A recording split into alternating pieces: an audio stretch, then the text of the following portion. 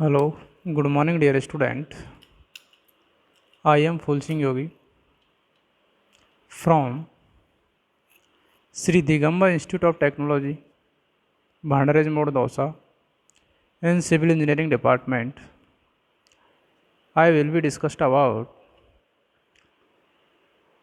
topic theory of conjunctive use and water resource engineering subject. BTech 5th SEM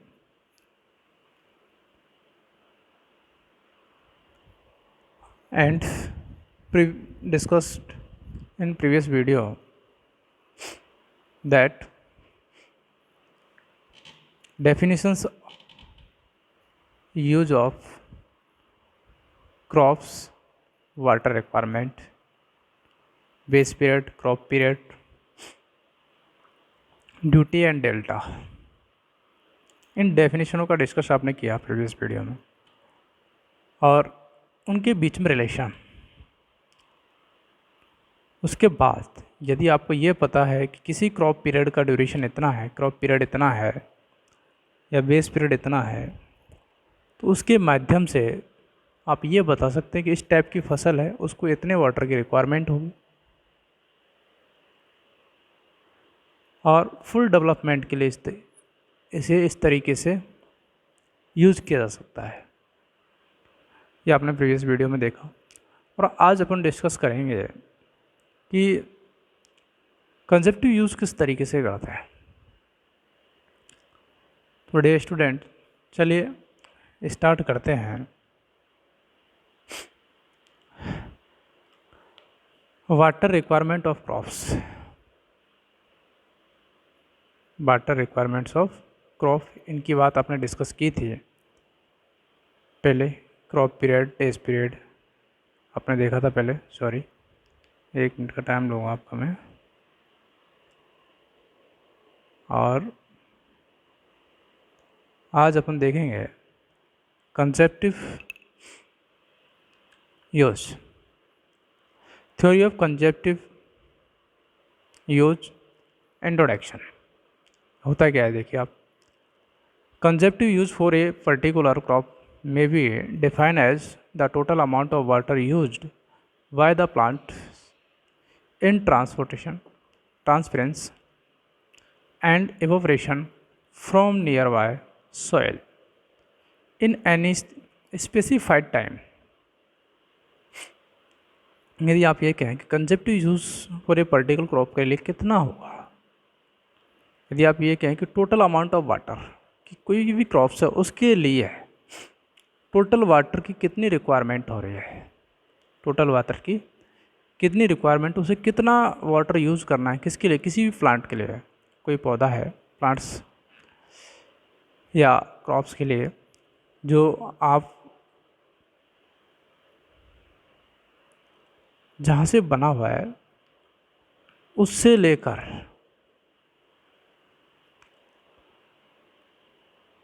plant के tissues तक पहुँचाने के लिए ट्रांसपोर्टेशन होती है। एवोपरेशन, भाप के द्वारा कुछ वाटर एवोपरेट हो जाता है। कि आपने देखा कि क्रॉप्स कैनाल के अंदर जो वाटर फ्लो हो रहा है वो आपके क्रॉप फील्ड के अंदर गया, क्रॉप फील्ड के अंदर के बाद में आपने देखा कुछ वाटर क्या है कि सीज हो जाता है नीचे सॉइल के अंदर, जिसमें से क्या है कि कुछ प्लांट अपना एब्जॉर्ब करता है कुछ वाटर का, कुछ का क्या एवोपरेट हो जाता है भाप के द्वारा, कुछ सीपेज स्पिलवे वगैरह के द्वारा साइडों में चला जाता है।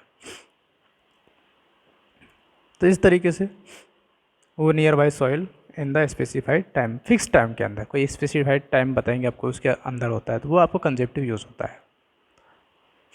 यदि मैं इसमें सेकंड बात करूँ, the value of consumptive use CU, इसको हमेशा मैं इससे नोट करूँगा CU क्या होगी, consumptive use can be different for different crop, different crops के लिए डिफरेंट होगा, may be different for the same crop at different place and time. आप ये कह सकते हैं कंसेप्टिव यूज जो है डिफरेंट क्रॉप्स के लिए डिफरेंट हो सकता है या सेम भी हो सकता है, लेकिन डिफरेंट प्लेस और टाइम के अकॉर्डिंग और पहले इसके अकॉर्डिंग कैसे, सपोज दैट जब आप इस जैसी फील्ड में इरिगेशन कर रहे हैं, वहाँ पर जो फील्ड है वो वाटर एब्जॉर्ब कैपेसिटी ज़्यादा है, परमेबिलिटी उसकी ज़्यादा है, तो वाटर क्या होगा, ज़्यादा एब्जॉर्ब करेगी कम टाइम में। और कई ऐसी टाइप की मिट्टी है जहाँ पर काली मिट्टी वगैरह है, तो वो वाटर को कम एब्जॉर्ब करते हैं, क्ले टाइप के है, वाटर को कम ऑब्जर्व करते उसके ऊपर फिर भरा रहेगा।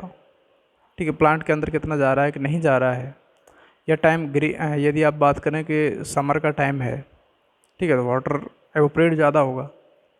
विंटर का या फिर रेन सीजन है, रेन सीजन, तो उसमें क्या होगा, वाटर की रिक्वायरमेंट कम होती है। तो ये कंसेप्ट यूज एनी क्रॉप्स के लिए डिपेंड करता है कि डिफरेंट डिफरेंट क्रॉप्स के लिए अलग अलग हो सकता है। कोई फसल को ज़्यादा पानी की रिक्वायरमेंट होती है, किसी को कम की रिक्वायरमेंट होती है, तो ये डिफरेंट हो सकता है। नेक्स्ट आगे अपन बात करते हैं ट्रांसपिरेशन क्या होता है। देखिए अब थोड़ी सी डेफिनेशन नोट डाल के लिखा हुआ है इसमें। Transpiration is defined as the process by which the water leaves a plant during photosynthesis through its leaves to enter the atmosphere as water vapor। Simple सी भाषा में ये कहें आप, ट्रांसपिरेशन क्या होती है कि आपका जो प्लांट के द्वारा, पत्तों के द्वारा जो पानी भाप बना के एटमॉस्फेयर में जाता है, एवोपरेट करता है वेपर से, वो ट्रांसपिरेशन कहलाती है। यदि मैं आगे बात करूँ इसमें सर्टेन इम्पोर्टेंट डेफिनेशंस, कुछ इम्पोर्टेंट डेफिनेशंस हैं जो अपन को इसमें यूज में आती है। पहले इफेक्टिव रेनफॉल। इफेक्टिव रेनफॉल, जो आपकी रेनफॉल है वो आपके फील्ड को या फिर क्रॉप्स को इफेक्टेड करती है। किस तरीके से, देखिए आप definition, it is that part of rainfall which falls during the growing period of a crop and that is available to meet the evaporation evapotranspiration CU need of the crops।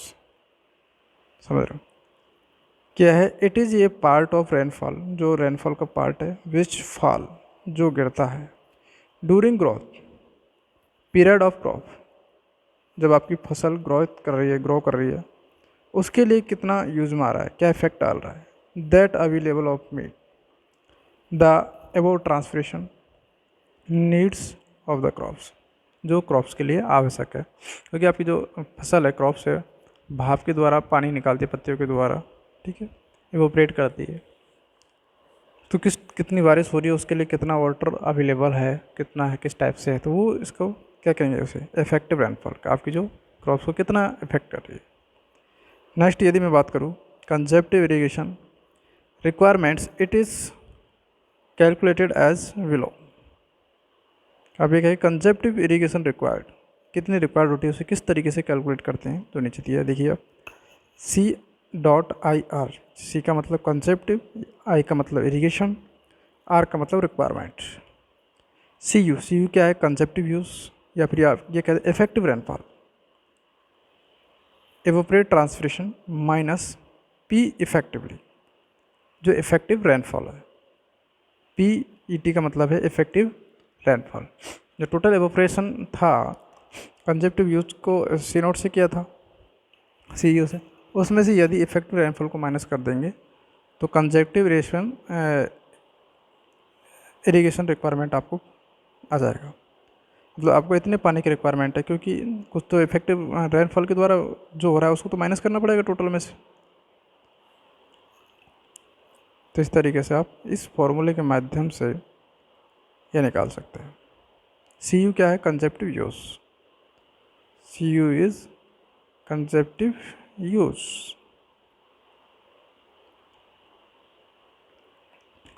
Next third point की मैं बात करता हूँ, net irrigation requirement. Net irrigation requirement, it take into consideration the losses due to seepage. यदि आप ये कहें कि जितने भी लॉसेज हो रहे हैं ड्यू टू सीपेज, उनको यदि कंसिडर करते हैं आप, तो आप क्या हो जाएगा, नेट इरिगेशन रिक्वायरमेंट हो जाएगी। Field irrigation requirement it is given as below, field के अंदर NIR, इसका मतलब net irrigation requirement total. Field irrigation requirement FIR divided by eta N, eta A, ठीक है एक्चुअल। और यदि मैं ग्रॉस की बात करूँगा, ग्रॉस रिक्वायरमेंट इरिगेशन रिक्वायरमेंट, उसके लिए आप क्या करना पड़ेगा, field irrigation requirement upon NC, sorry N नहीं है, ईटा, ईटा सी है, आप जिसे डोंट नोट करें वो ठीक है।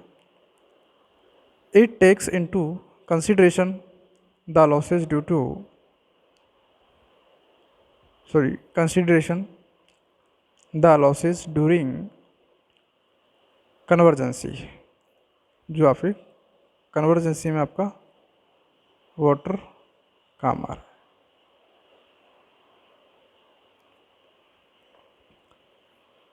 नेक्स्ट ये देखिए आप, मेथड टू डिटरमाइन कंजेप्टिव यूज, कौन कौन से यूजेस हैं, यूजेस के मेथड हैं जिन्हें आप कर सकते हैं। There are broadly two classification, मुख्य रूप से ये दो टाइप्स के होते हैं, पहला डायरेक्ट मेथड और दूसरा इनडायरेक्ट मेथड।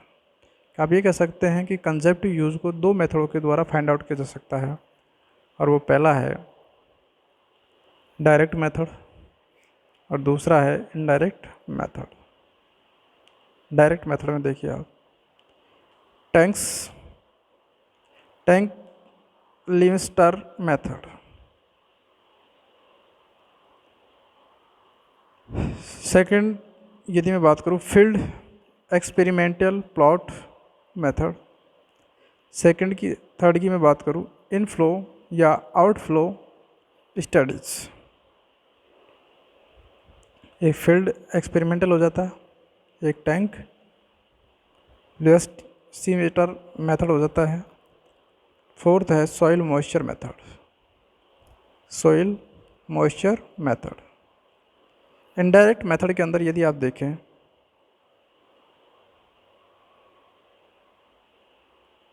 वेटनिक क्रेडल मेथड, वेटनिक Criddle method, Penman's equation method और हारग्रेव्स क्लास फैन मेथड, ये नाम है मेथडों के, इनके माध्यम से आप निकाल सकते हैं। देख लीजिए, आप स्क्रीनशॉट ले लीजिए एक बार, ये मेथड है, पर प्रत्येक की एक एक की आप व्याख्या करते हैं कि किस तरीके से क्या होता है। चलिए पहला लेते हैं, tank Livingstone method. Tanks are cylindrical container with a area of and a depth 3 meter, in which soil is filled and crop are cultivated. This tank rests on perforated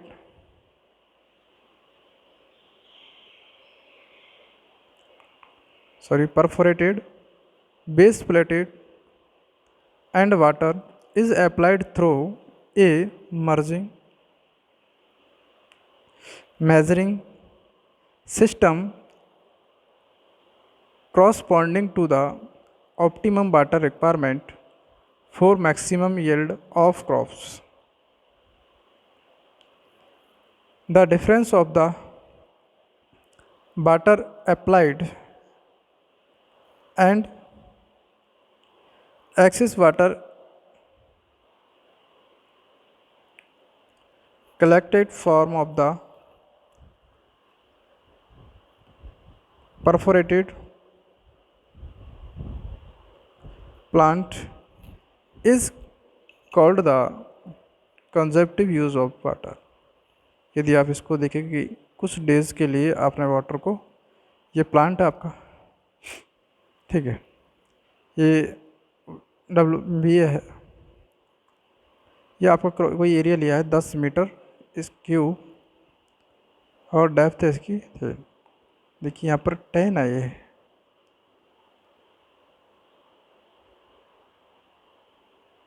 10 metre.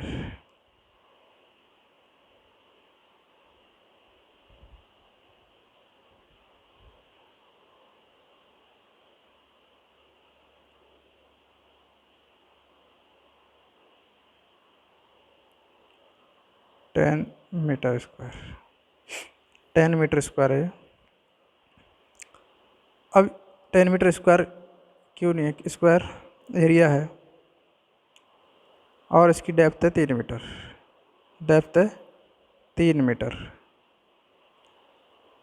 We days है, ठीक है, we depth we area.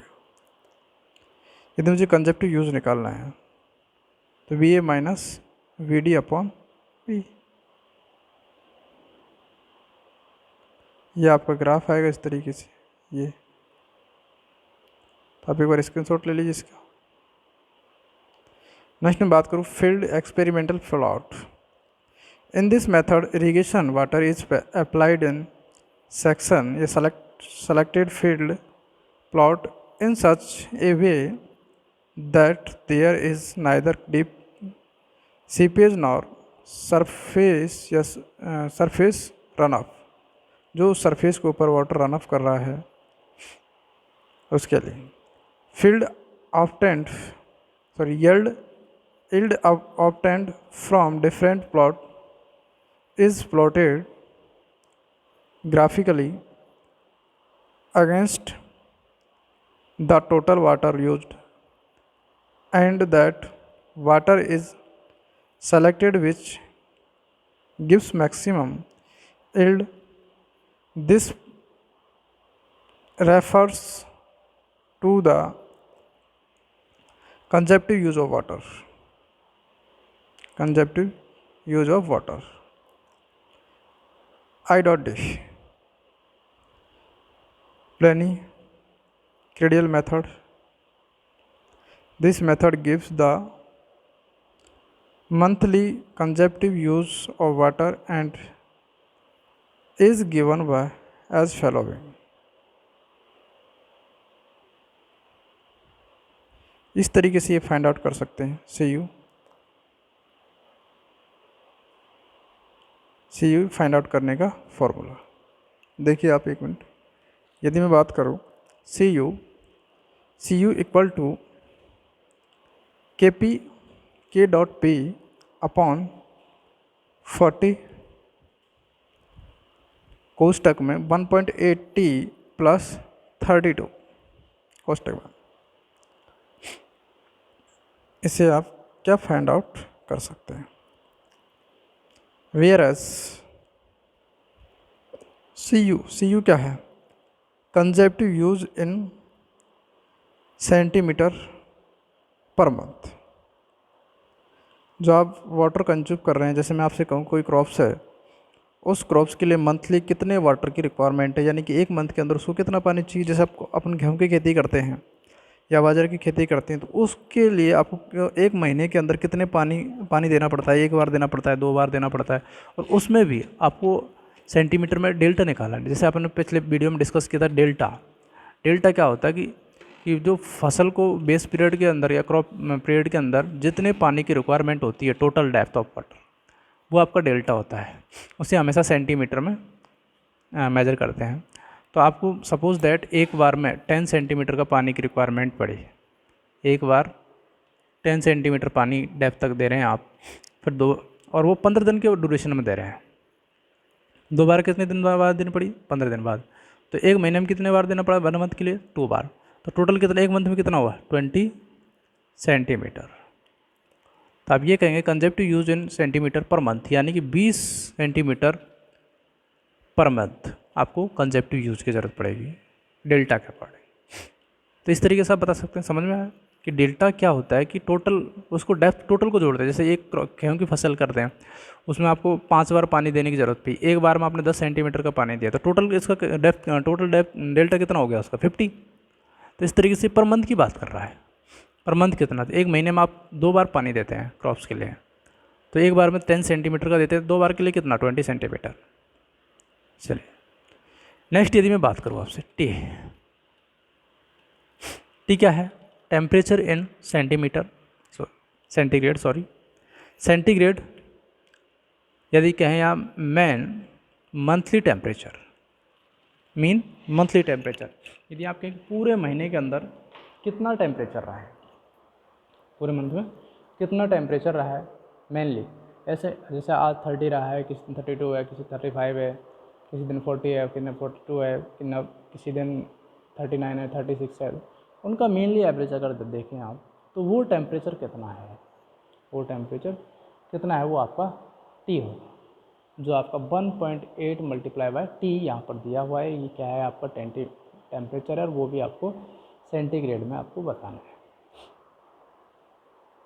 Next यदि मैं बात करूँ P, P क्या है? Percentage of days time hours of the year occurring during the period। या आपके क्या है कि जो डेज में टाइम्स आवरली बताया पर ईयर में अकरिंग ड्यूरिंग द पीरियड, जो आपका क्रॉप्स थी वो कितना परसेंट है। यदि मैं बात करूँ के की, के क्या है? Coefficient determined by experiment for each crop and is called as crop factor. कि ये क्रॉप फैक्टर के लिए डिफरेंट क्रॉप के लिए अलग अलग होता है। तो ये आपकी के की वैल्यू होगी, जो आपको क्वेश्चन में गिवन होगी, या फिर आपको पता होनी चाहिए कि इस क्रॉप के लिए इतनी होती है। इस तरीके से आप फाइंड आउट कर सकते हैं। सी यू निकालने का कितनी जगह है, कितनी फील्ड के अंदर, उनको सम कर देते हैं कि फैक्टर से गुणा कर देते हैं। ठीक है, टोटल बीट्स के लिए निकाला इसने नवंबर से और मार्च के बीच में, कि इसके लिए इतना है, इसके लिए ये रहेगा 40 और टीपी। तो आप प्रत्येक फसल के लिए निकाल सकते हैं। तो डियर स्टूडेंट, पहले अगर आपको ये क्लियर करना है तो पहले आप duty delta, base period, crop period की डेफिनेशन और उनको किस तरीके से यूज़ किया जाता है, उनके बीच में रिलेशन क्या होता है, उनके बारे में आपको थोड़ा सा पढ़ना पड़ेगा, जिसके बाद में आपको ये आराम से समझ में आ जाएगा, जैसे मैंने प्रीवियस वीडियो में आपको बताया था इस तरीके से कर। चलिए और आगे डिस्कस करते हैं नेक्स्ट वीडियो में। तब तक के लिए thank you so much, bye.